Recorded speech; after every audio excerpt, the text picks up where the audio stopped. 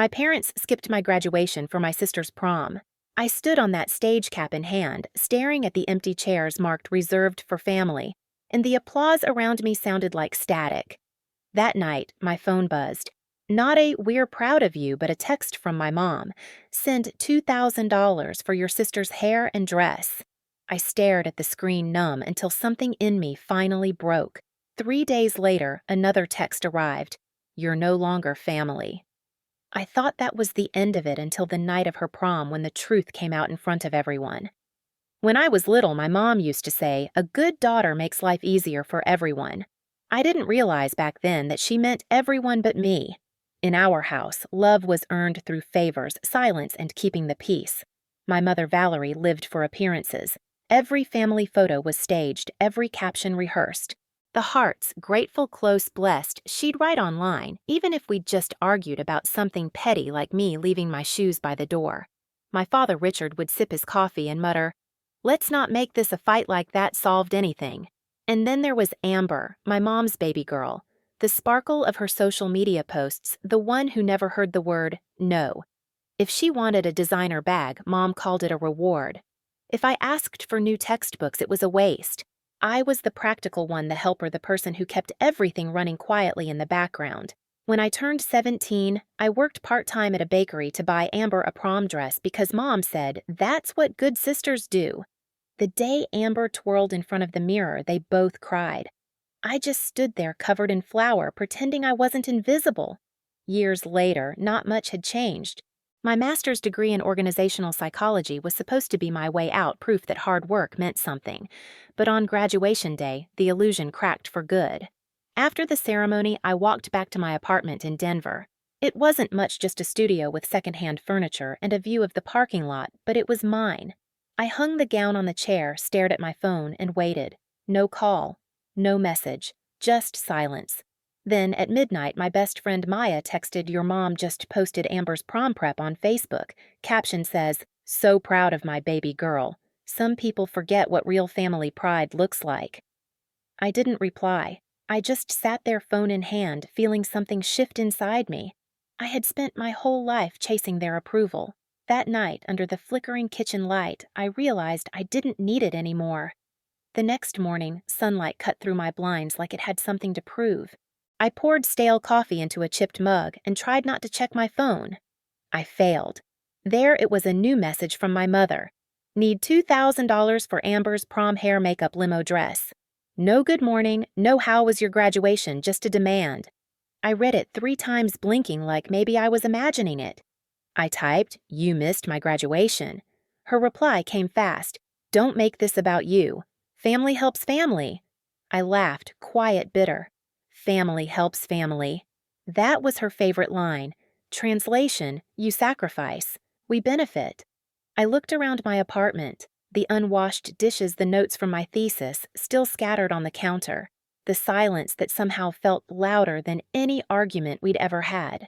I'd worked 2 jobs through college, skipped vacations, skipped sleep just to make things easier for them. And now she wanted $2,000 for a night of curls and glitter. My phone buzzed again. "Maya, you okay?" I sent her a screenshot. She called immediately. "Liv, please tell me that's not real." "It's real. She didn't even God. She didn't even congratulate you. Nope. Guess I'm just the family ATM." I tried to laugh, but it came out flat. Maya sighed. "Don't send her anything. Not a dime." For once, I didn't argue. Hours passed. I ignored every vibration, every little buzz from my phone. But when I finally checked, there were more texts, this time from Dad. "Please don't ruin this for your sister. She's been looking forward to it." That was the moment I realized it wasn't just Mom. It was all of them. I opened my banking app and saw the old education account one Mom still had access to. She'd set it up years ago for my tuition. I hadn't used it since graduating, but the balance looked lower than I remembered. I scrolled through the statements. Payments labeled event rental floral service dress boutique. My stomach turned. She'd already started using my funds. I felt my pulse in my ears. There was no confrontation, no screaming, just a quiet, steady decision. I called the bank, waited on hold, gave them the account number. When the operator asked, "Would you like to remove the secondary user?" I said yes. My voice didn't shake. After hanging up, I typed a single message to my mother. No, just that. Minutes later, the screen lit up again. "You're no longer family." I stared at those words until they blurred. The air felt thin, my throat burned. Then something inside me, something that had been breaking for years, finally went still. I deleted the chat, locked my phone, and whispered to no one. Good. I didn't cry, not right away. I just sat there staring at the blank wall across from me, letting those 4 words echo until they lost their meaning. You're no longer family. It should have hurt more than it did. But mostly, I felt empty, like the house had finally burned down and I was just standing in the ashes, too tired to care. My phone buzzed again, Dad this time. I didn't answer, but his voicemail played automatically. "Liv, your mother's upset. Don't take what she said so seriously." "You know how she gets." I closed my eyes. That sentence, "you know how she gets," had been the soundtrack of my childhood. I got up, walked to the sink, and dumped my untouched coffee. The sound of it hitting the porcelain was sharp final. Then I grabbed my laptop and opened the browser. The old education account was still linked, still labeled Olivia Hart Scholarship Fund. My name on the top. My mother's access right beneath it. I scrolled through the transaction list again. $600 to Emerald Gown Boutique, $900 to Plaza Hotel Catering, another $400 labeled Beauty Lounge, all processed within the past week. For a moment, I just stared at the screen, my heart thudding slow and heavy. She hadn't even waited for permission. She'd already taken everything she wanted. My cursor hovered over the option. Remove authorized user. A warning popped up. This action cannot be undone. Good. I clicked. Confirmed. Entered my password. The confirmation banner appeared. Access revoked. Valerie Hart removed. It was quiet after that, almost peaceful. I leaned back in my chair and let out a shaky laugh. Not because it was funny, but because it was the first time I'd ever stopped her. A message from Maya appeared seconds later.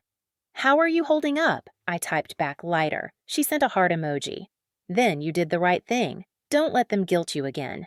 I didn't plan what came next. I didn't need to. Prom night was 2 days away.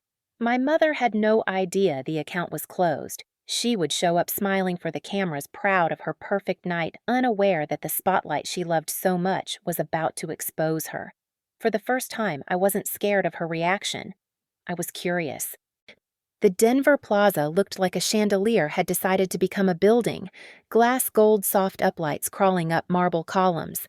Limos fed a stream of teenagers in glitter and tuxes to the red carpet. Parents hovered with phones up recording proof of a perfect life. I walked past the revolving doors with my hands in my coat pockets and the confirmation email open on my phone. Access revoked. Valerie Hart removed. Time-stamped. Clean. Precise. I could have gone home. I didn't. I found a cafe across the street, sat by the window, and watched the ballroom fill like a snow globe. Music, laughter, curated joy. Through the glass, I saw Amber step out of a white SUV in a silver gown that caught every light like a mirror. She flicked her hair, posed for pictures. My mother hovered beside her in a fitted navy dress, shoulders back, that fixed social smile glued in place. She waved to someone, then angled Amber so the lobby chandelier framed them just right. Even from here, I knew the caption she was already drafting. "Proud doesn't begin to cover it." I sipped water and glanced at the time. Transactions for events this size usually ran on a scheduled deposit earlier in the week, final capture at check-in, or before the big moment. The bank had told me what would happen when a charge hit a dead authorization. Nothing dramatic, just a decline. A bland little word that closes doors.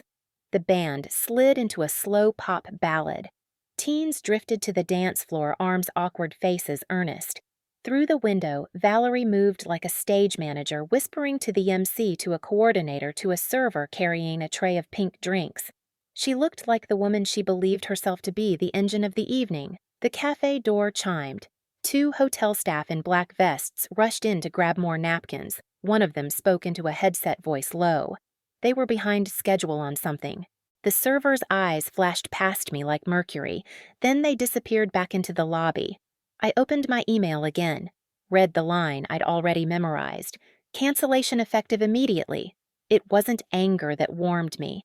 It was the neatness of a boundary finally held. I paid for the water and walked across the street. The lobby smelled like gardenias and new carpet. A bored security guard lifted a hand. I lifted mine back like any other stranger cutting through to the restrooms. I didn't need to be anywhere. I just needed to be near enough to hear when the first crack formed. The ballroom doors were propped open. I stood in the shadow of a palm arrangement. Colored lights swung across a wall of white drape. The MC spray tan tux teeth boomed into the mic about memories you'll cherish for a lifetime. The coordinator clapped twice to cue something. A server sprinted to the tech table. A laptop screen glowed with an email client. The tech guy's finger hovered again. On stage, the MC lifted his hand. Before we move to our next dance, let's take a second to appreciate the people who made tonight possible. A polite cheer rolled through the room, and a special thank you to the Hart family for sponsoring. His smile faltered. He looked past the lights. The coordinator put a phone in his hand, whispering too fast the words catching on each other. He nodded, still smiling to the crowd, then nodded again, not smiling. Actually, he said, the mic catching on a breath, I need just a moment. The band slid into silence like it had been trained for this. Conversations thinned to a hush. The room belonged to quiet now. A manager in a black suit stepped onto the side of the stage. He had the look of someone who only comes up here in case of fire. He took the mic from the MC swallowed once and chose formal. "Good evening," he said. "I'm sorry to interrupt. We're experiencing an issue with the event payment. We just attempted to run the final authorization. It was declined." The word fell like a plate. He kept going professional to the bone. "For transparency, our system shows the cardholder name on the file as Olivia Hart."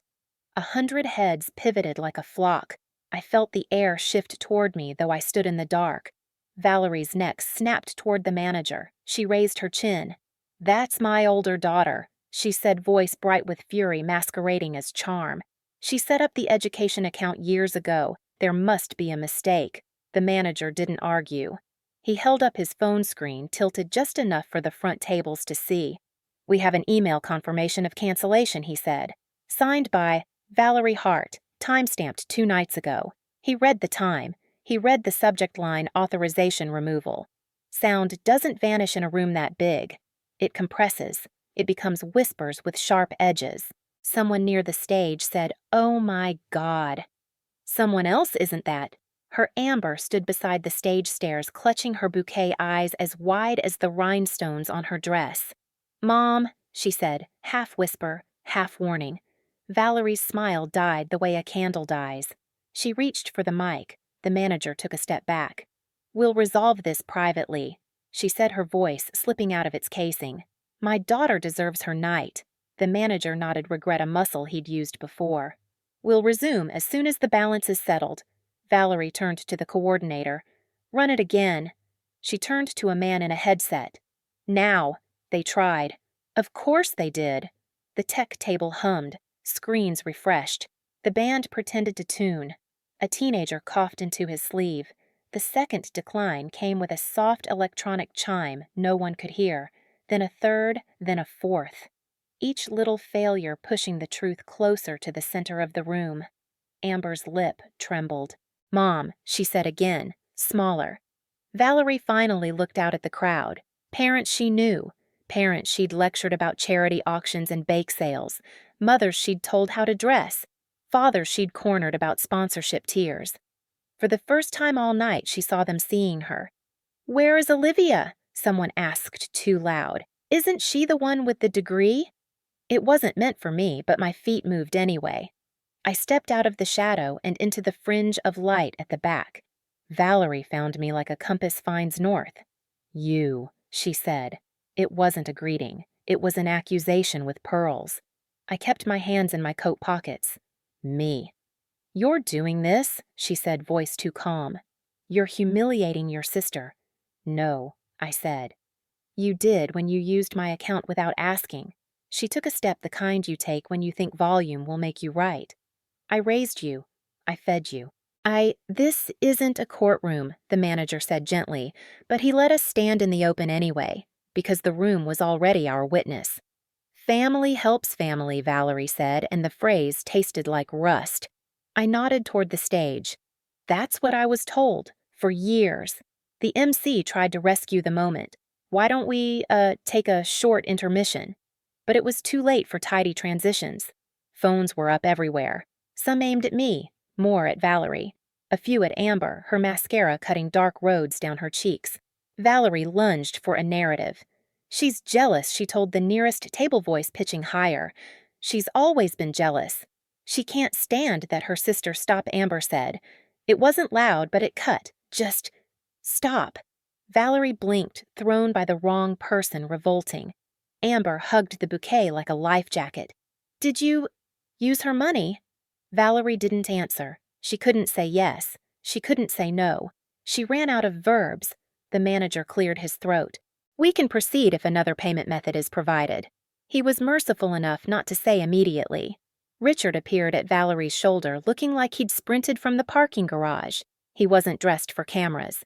He was dressed like a man who'd been called after the fire started. Val, he murmured, let's step outside. She swatted his hand away without looking. We are not stepping anywhere. He looked at me across the distance. His eyes were wet and tired. Liv, he said soft. Please. I had nothing for him. Not anger, not pity, just the stillness I'd earned. The coordinator whispered something to the manager who nodded and addressed the room again. We'll take a 15-minute intermission, he said. Snacks and water are available in the foyer. The lights brightened. The spell broke. Clusters formed instantly, parents, students, whispers, sprinting faster than people could walk. The ballroom became a rumor with walls. Valerie turned back to me. You think you're righteous, she hissed low enough for only a few to hear. You think this makes you better. I think it makes me done. She stared at me like if she focused hard enough, she could turn me back into the girl who bought a dress with bakery tips and flour on her knuckles. But that girl was gone, buried under years of neat, quiet compliance. You're no longer family, she said again, trying to make the curse stick where it had failed before. I smiled without joy. You texted that days ago. Amber started to cry the way people cry when they finally notice gravity. She looked at the crowd, then at me. Can we fix it? She asked a child in a woman's dress. You can pay for what you wanted, I said. That's all. Valerie's mouth thinned to a blade. Her phone flashed. Her card failed again in her banking app. I saw it in her eyes. She turned to Richard. Do something. He took his wallet out like a reflex, then put it back because a reflex won't cover a ballroom. He looked at me then, at the manager. We'll figure this out, he said, and it was the truest sentence he spoke all night. I stepped backward out of the light, back into the shadow where I belonged to myself. Behind me, a couple of kids were whispering. Is that her sister dude the mom signed the removal email? No way. Way. At the doorway, I paused. The band tested a chord. The MC flipped through his note cards like maybe one had instructions for this. Valerie stood statue still a queen, without a throne, while Amber's friends led her off stage murmuring apologies that weren't theirs to give. I didn't raise my voice. I didn't deliver a speech. I walked past the lobby flowers and out into night air that smelled like after rain and city stone. The glass reflected the ballroom for a second, then gave me back my own shape. People think payback is loud. Sometimes it's just the volume turning down on the person who used to control the room. Across the street, the cafe lights flickered. A notification slid across my phone, a system message I'd set to forward from my bank. Attempted charge declined. It listed the vendor and the time. Then another. And another. Each one a period at the end of a sentence I'd been writing since I was 17. I looked through the hotel windows one last time. The MC was back at the mic trying to sound cheerful while announcing water in the foyer. Teens in sequins shuffled toward doors, their eyes wide, their whispers bright. I didn't need a finale. I'd gotten what I came for, the truth on a stage my mother had built for herself. Then the truth about her prom night came out. By morning, the story had already spread. Someone had filmed the entire scene at the Denver Plaza, the declined payments, the argument, even my mother's voice cracking over the microphone. It made its way to Facebook faster than she could delete her old posts. Valerie's perfect world collapsed in high definition. The other parents stopped returning her calls. Amber's friends untagged the photos. The prom committee issued a public statement calling it an unfortunate misunderstanding. But everyone knew the truth. Dad tried to call 3 times. I didn't pick up. The last voicemail was a whisper. "I'm sorry, Liv. We should have been there. I didn't need to hear more." Apologies after exposure weren't redemption, they were survival. A week later, I moved into a small apartment in Seattle for my new job at a consulting firm. The air smelled like rain and coffee, not resentment. I unpacked slowly, one box at a time, until I reached the frame that held my diploma. The ribbon from graduation was still tucked behind the glass. I hung it above my desk next to the window. Sunlight hit the gold seal, soft and warm. For a second, I imagined Mom seeing it not through a lens or a filter, but the way it really was. Quiet, earned, mine. An email notification pinged Dr. Whitman, my advisor. "When people can't clap for you, it's because they're not meant to sit in your audience." I smiled. For the first time, it didn't feel like loss. It felt like peace. I stood on my balcony that evening, watching the Seattle skyline fade into gold and gray. The city hummed quietly below. No applause, no judgment, just life moving forward. I took a deep breath, the kind that feels like starting over, and whispered, "Silence isn't surrender. It's peace." If you've ever been the one left out, the forgotten, the overlooked, remember this. Walking away doesn't mean you lost. It means you finally chose yourself. Share your story in the comments and hit subscribe so you don't miss the next one.